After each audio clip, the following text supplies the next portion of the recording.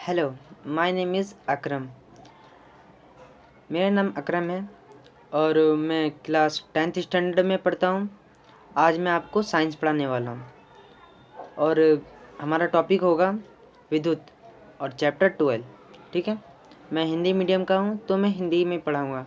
मैं कोशिश करूँगा कि मैं आपको इंग्लिश में भी थोड़ा थोड़ा डिटेक्ट कर सकूँ। सो लेट्स भी स्टार्ट करते हैं।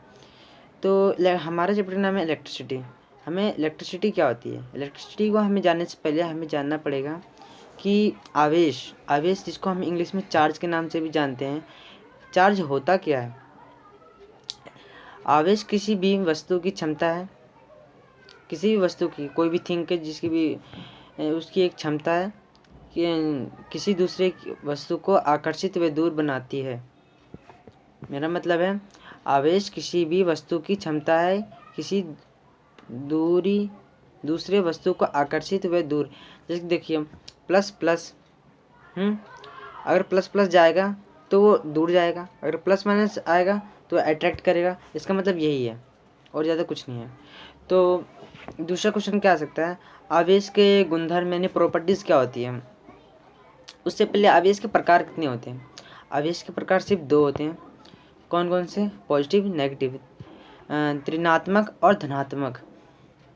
अच्छा, यहाँ तक तो हम जान लिए। अब आवेश के गुणधर्म क्या होते हैं। आवेश के गुणधर्म बेसिकली 2 3 4 जितने आप बना सकते हैं। बेसिकली तो मेरे अकॉर्डिंग मुझे 3 पता है, तो मैं आपको बताने की कोशिश करता हूँ। समान आवेश एक दूसरे को दूर करते हैं, यानी पॉजिटिव एक दूसरे को दूर करेंगे, यानी एक प्लस है और दूसरा ही प्लस है, ये दोनों एक दूसरे के पास आके तो ये रेपल करेगा, यानी एक दूसरे को दूर फेंकेगा। ठीक है।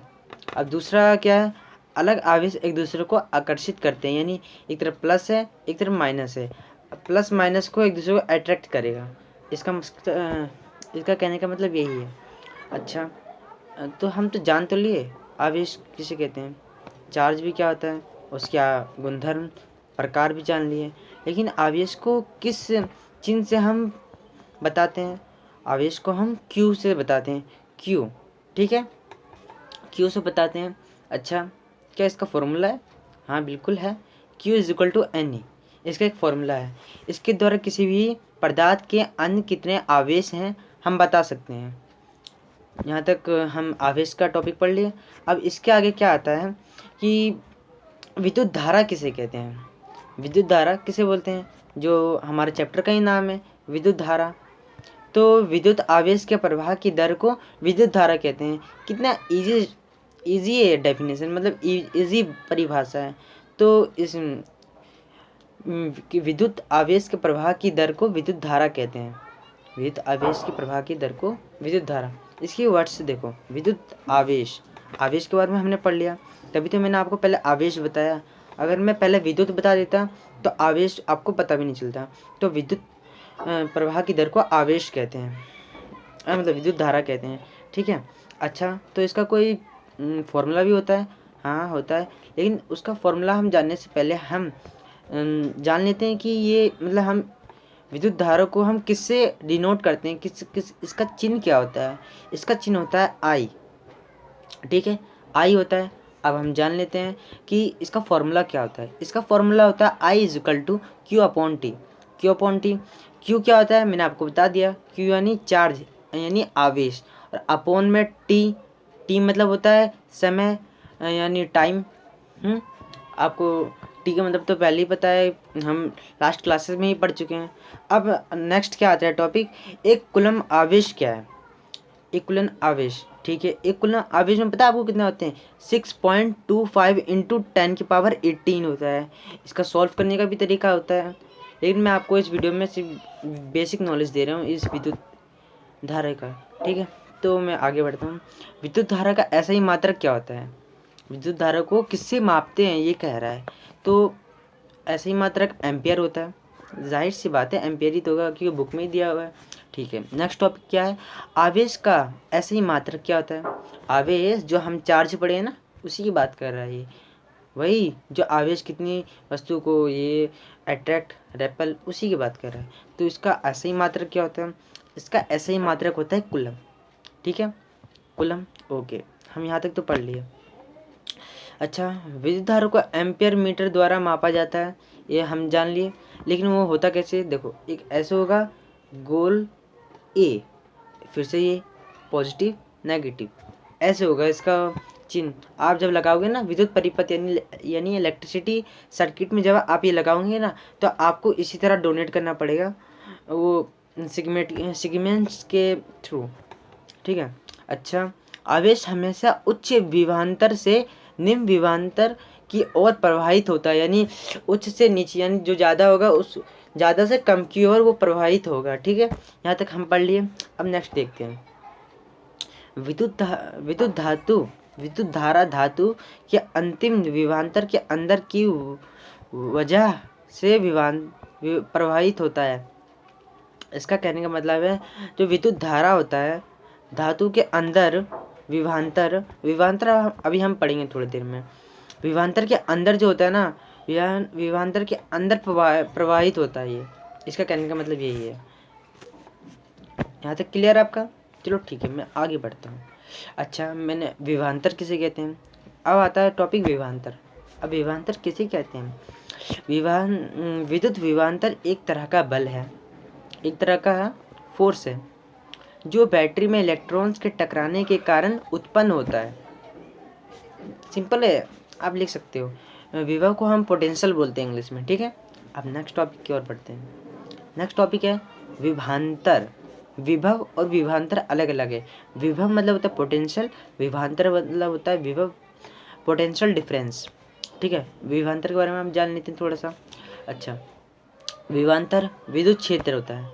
देखो विभवांतर विद्युत क्षेत्र होता है। देखो किसी विद्युत क्षेत्र में बाहर से लाया गया बल को बाहर से लाया गया वर्क डन यानी कार्य को, बल को, हम उसी को विभवांतर बोलते हैं। अच्छा ठीक है, पोटेंशियल डिफरेंस हम जान लिए, विभवांतर जान लिए। अच्छा, तो इसका ऐसा ही मात्रक भी होता है? बिल्कुल होता है, इसका ऐसे ही मात्रक होता है वोल्ट। हम इसको वोल्ट से करते हैं, वोल्ट मीटर। अच्छा, वोल्ट मीटर किसे कहते हैं? हमें हमारे मन में ये भी तो सवाल होना चाहिए, वोल्ट मीटर होता क्या है? तो यह एक यंत्र होता है जो विभवांतर को मापता है, इसी को वोल्ट मीटर बोलते हैं। सिंपल सा है। अच्छा, विद्युत परिपथ, अब टॉपिक आता है। विद्युत परिपथ किसे बोलते हैं? वही विद्युत परिपथ जिसमें बैटरी सेल की, यानी हाँ की आप पढ़ो, जो बटन होता है ना उसको इस चैप्टर में आप की के नाम से जानोगे। की यानी की को बिंदु के नाम से कुछ नाम से जानते हैं, मैं थोड़ा सा भूल गया, कोई बात नहीं, मैं आपको थोड़ी देर में बता देंगे। की हो गया और बल्ब, इन सबको जब मिला देंगे ना इसी को विद्युत परिपथ बोलेंगे। Line to line series by मिला देंगे तो इसको विद्युत परिपथ बोलेंगे। अच्छा, डेफिनेशन क्या होती है इसकी? विद्युत परिपथ में इलेक्ट्रॉन्स का क्रमानुसार लगा होना विद्युत परिपथ कहलाता है। मैंने जो आपको अभी भी थोड़ी देर बोला पहले, जो विद्युत परिपथ विद्युत परिपथ में इलेक्ट्रॉन्स का क्रमानुसार लगा होना विद्युत परिपथ कहलाता है। बस सही है। अच्छा, विद्युत किसे कहते हैं? वही जो मैं आपको टॉपिक अभी थोड़ी देर में जो चैप्टर का नाम है वही पूछ लिया, विद्युत किसे कहते हैं? जब इलेक्ट्रॉन प्रवाहित होती है, किसमें प्रवाहित होती है? इलेक्ट्रॉन्स प्रवाहित होती है तो विद्युत बनती है। इलेक्ट्रॉन्स तो आप पहले कक्षा में ये पढ़ चुके हैं। जब इलेक्ट्रॉन्स प्रवाहित होती है तो विद्युत बनती है। इलेक्ट्रॉन्स एक आवेश है, हम जानते हैं, इसी इलेक्ट्रॉन्स के प्रवाहित होने को विद्युत कहते हैं। सिंपल डेफिनेशन है। अच्छा, अब टॉपिक आता है ओम का नियम। वाह, इसका नाम से बहुत अच्छा लग रहा है, तभी भी हम पढ़ लेते हैं। ओम का नियम। ओम का नियम कहता है कि अगर वोल्ट बढ़ेगा तो करंट भी बढ़ेगा, अगर वोल्ट घटेगा तो करंट भी घटेगा, यानी एक दूसरे के समानुपाती होते हैं, ठीक है। अच्छा, तो हम कैसे करेंगे इसको? इंग्लिश समानुपाती को आई थिंक डायरेक्टली प्रोपोर्शनल बोलते हैं। Directly proportional. अच्छा, डायरेक्टली प्रोपोर्शनल तो हम जान लिए। लेकिन डायरेक्टली प्रोपोर्शनल हम पहचानेंगे क्यों, कैसे कि हाँ ये डायरेक्टली प्रोपोर्शनल है। डायरेक्टली प्रोपोर्शनल का चिन्ह होता है ऐसे ऐसे ऐसे, ठीक है। अच्छा ऐसे, अब इसको हटाएं कैसे, हटाए कैसे, तो हटाने का एक आइडिया है, इसको आर लगा दो, V = IR। अगर आर लगा दोगे, अगर आप सोच रहे हो अरे आर क्या है, तो मैं आपको बताना चाहूँगा आर एक रेजिस्टेंस होता है जिसको हम हिंदी में प्रतिरोध कहते हैं। प्रतिरोध क्यों लगाते हैं, ये कभी मन में सवाल उठा है? तो मैं बता देता हूँ। आर क्यों लगाते हैं, क्योंकि ऐड टू कैलकुलेट करने के लिए, ऐड टू कैलकुलेट यानी हम उसको बता सकते हैं कि यानी इस कैलकुलेशन के बिहाफ पे कि हाँ इसमें इतना वोल्ट है, इसमें करंट रेजिस्टेंस इतना है, हम बता सकते हैं इस फॉर्मूला के थ्रू, V = IR। आर तभी तो लगाए हैं क्योंकि समानुपाती को हटाने के लिए। अच्छा अच्छा, what is the R, R क्या है? आर का मतलब है रेजिस्टेंस, जो हम बता दिए। आर एक नियतांक होता है जो कांस्टेंट होता है, जिसे तार का प्रतिरोध कहते हैं, जिसे तार का प्रतिरोध कहते हैं। प्रतिरोध वही रेजिस्टेंस को हिंदी में प्रतिरोध कहते हैं। आप ज़्यादा वो कॉम्प्लिकेटेड नहीं होइएगा, बस रेजिस्टेंस को हिंदी में बोलते हैं प्रतिरोध, प्रतिरोध को इंग्लिश में बोलते हैं रेजिस्टेंस। अच्छा, rheostat, rheostat I think 12th में मेरी दीदी ने बताया था। रियोस्टेट अब मैं आपको अभी बता देता हूँ क्या क्या होती है।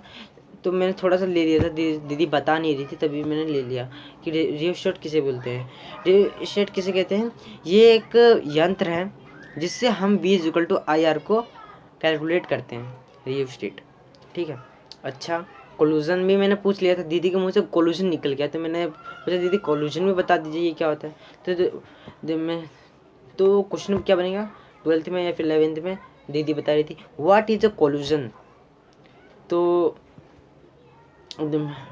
दीदी ने बताया जब एटम्स में इलेक्ट्रॉन टकराते हैं, एटम्स वही परमाणु, परमाणु में जब इलेक्ट्रॉन्स टकराते हैं यानी कोलूजन होता है, ऐसे ऐसे करके कोलूजन होता है, मतलब टकराते हैं, तो उसी को कोलूजन बोलते हैं। दीदी ने बता दिया, मैंने ले लिया, और क्या, फ्री का नॉलेज जहाँ मिलता है ले लो।